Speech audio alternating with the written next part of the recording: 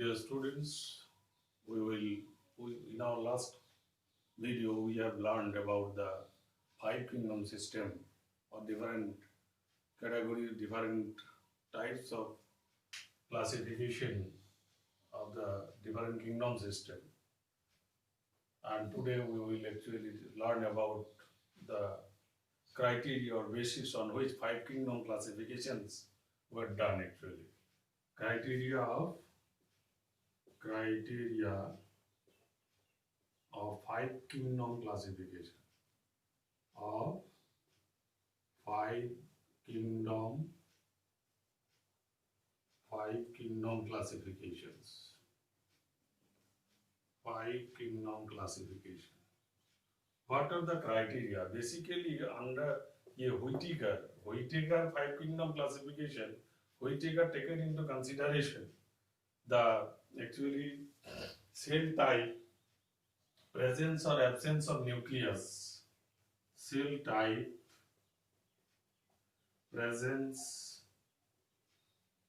or absence of nucleus,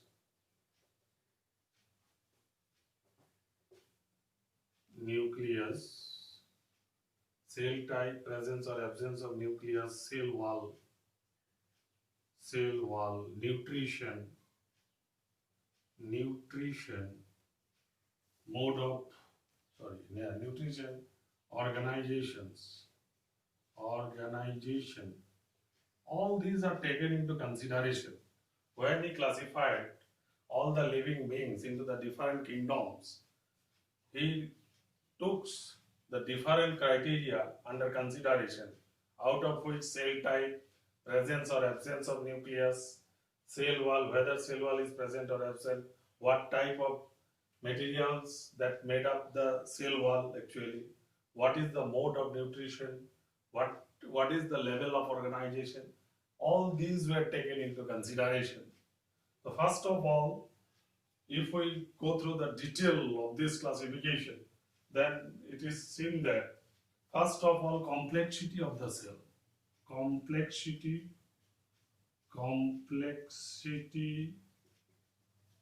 of the cell. Complexity of the cell. Here, complexity of the cell you will get, that is prokaryotic type of cell. Prokaryotic type of cell and eukaryotic type of cells. Eukaryotic, you know it very well. What is prokaryotic type of cell? The cell having primitive nucleus or not, there is no proper nucleus, that is known as the prokaryotic cells, that is absence of nucleus. And eukaryotic cells having the proper nucleus, that is presence of nucleus. So under the prokaryotic, he actually included all the Monera under the prokaryotic kingdom. Monera, all the prokaryotic organisms are included under the kingdom Monera. Next one is complexity of organization. Complexity of organization. That was organization, whether it is cellular or tissue level or organ system level. That is unicellular and multicellular.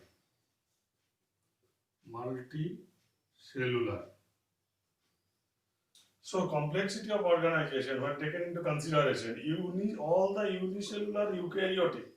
Here is the complexity of the cell. Cell type is eukaryotic and organization level is cellular.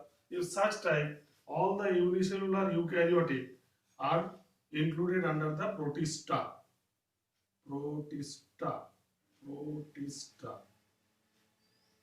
Included under the protista. All the unicellular eukaryotic organisms are included under the protista. It is the complexity of organization. And next one is mode of nutrition.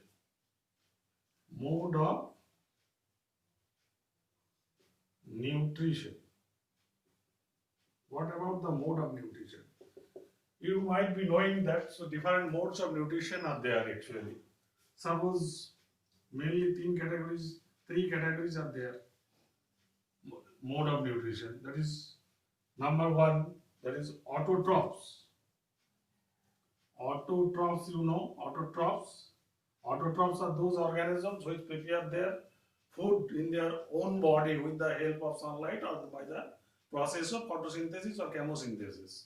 They are termed as the autotrophs. Another one is saprotrophs.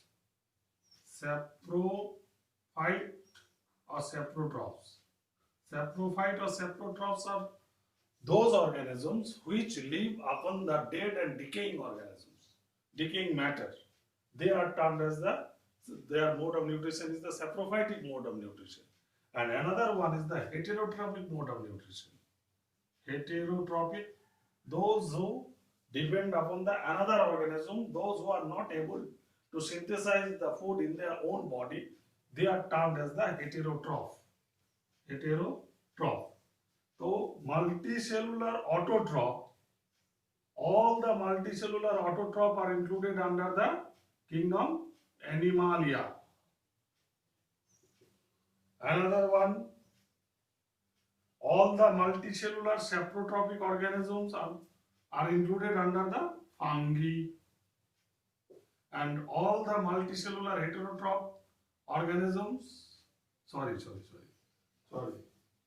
great mistake there actually, extremely sorry.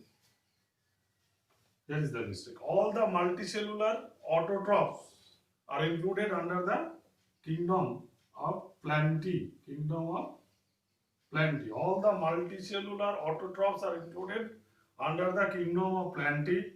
All the multicellular saprophytic organisms are included under the kingdom Fungi, and all the multicellular heterotrophic organisms are included under the kingdom Animalia. So these are the 5 kingdom classification. These are the criteria that were taken into consideration by the Whittaker, and then he classified all the different organisms into the different 5 kingdom system. So first of all, the complexity of the cell. Under the complexity of the cell, mainly 2 types of categories of cells are there.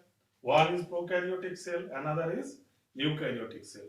Prokaryotic cells are those cells who don't have proper or ideal nucleus. There is absence of nucleus. Under all the prokaryotic unicellular organisms, all the prokaryotic organisms are included under the kingdom Monera. Another category is eukaryotic, and criteria was complexity of organisms. All the unicellular eukaryotic organisms are included under the kingdom Protista. Rest one is the multicellular. When we taken into consideration the mode of nutrition, mainly 3 categories, the 3 modes of nutrition are there. One is autotroph, another one is saprophyte or saprotroph, and another one is heterotroph.